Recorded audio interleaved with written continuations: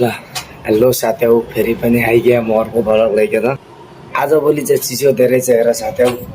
jacket लाउनै पर्यो चिसो लास्टै छ अब चाहिँ म जाँदैछु ड्युटी हैन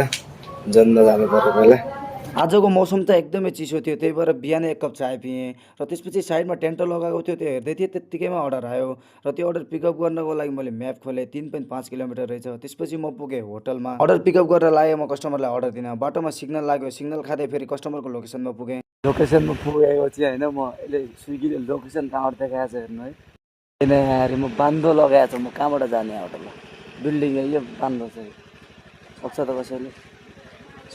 त्यसपछि अर्को बाटो घुमेर कस्टमरको बिल्डिङमा पनि पुगेँ त्यहाँ चाहिँ इन्ट्री गर्ने सिस्टम बुकमा रहेछ इन्ट्री गरेर लागेको म कस्टमरलाई अर्डर दिन कस्टमरको रुम चाहिँ छतमा रहेछ र छतमा गएर कस्टमरलाई अर्डर पनि दिएँ हेर साथीहरु आइडी खोलेको आधा घन्टा भयो अर्डर चाहिँ भयो मेरो एक पहिलो अर्डर हो अब मलाई दोस्रो अर्डर पनि आइसकेको थियो त्यो अर्डर पिकअप गर्न गएँ म रेस्टुरेन्टमा मैले अर्डर पनि पिकअप गरेँ यो अर्डर लिएर मैले कस्टमरलाई पनि पुर्याएँ त्यसपछि बिल्डिङबाट तल आएको थिएँ यो बिल्डिङमा काम गर्ने दाइ चाहिँ मैले चिनेकैवाला रहेछन् एकैछिन ती दाइसँग कुरा गरेँ दाइले चाहिँ मैले आफ्नो स्विगी आइडी देखाएँ र तिनले अफर चाहिँ धेरै राम्रो दिएको रहेछ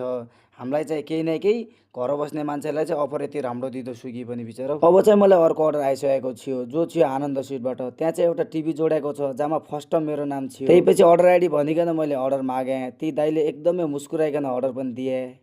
म अर्डर लिएर लागेको ल यो अर्डर चाहिँ 5 किलोमिटर प्लस थियो त्यही पछि म पुगेँ कस्टमरको लोकेसनमा सेक्युरिटीसँग इन्ट्री गरेँ र म जाने बलक चाहिँ मुखैतिर रहेछ ल गाइस म लिफ्टमा आइसक्यो हैन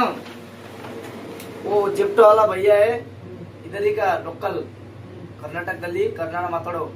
ऐसा वाला नमस्कार कस्टमरका रुममा गइकन कस्टमरलाई अर्डर पनि बुझाएँ मेरो गाडीमा चाहिँ पेट्रोल थिएन त्यही भएर गएँ म पेट्रोल पम्पमा पेट्रोल हाल्नको लागि हाम्रो गाडीमा चाहिँ फुल ट्याङ्क पेट्रोल हाल्नुपर्ने हुन्छ त्यही भएर फुल ट्याङ्क पनि हालेँ र त्यसपछि म त्यहाँबाट लागेँ बाटोमा हिँड्दै थिएँ 55 रुपियाँको अर्डर हाल्यो रेस्टुरेन्टमा पुगेर त्यो अर्डर रेडी थिएन प्याक गर्न लागेको थियो एकछिन रोक भन्यो र केही समय रोकेपछि मलाई अर्डर पनि त्यसले दियो अर्डर पिकअप गरिसकेपछि लागेँ म कस्टमरको लोकेसनमा त्यहाँ पुगेर पहिला सेक्युरिटीसँग इन्ट्री पनि गरेँ त्यसपछि गएँ म कस्टमरको रुममा अर्डर पनि दिएँ हेर साथीहरु अहिले चाहिँ साँझको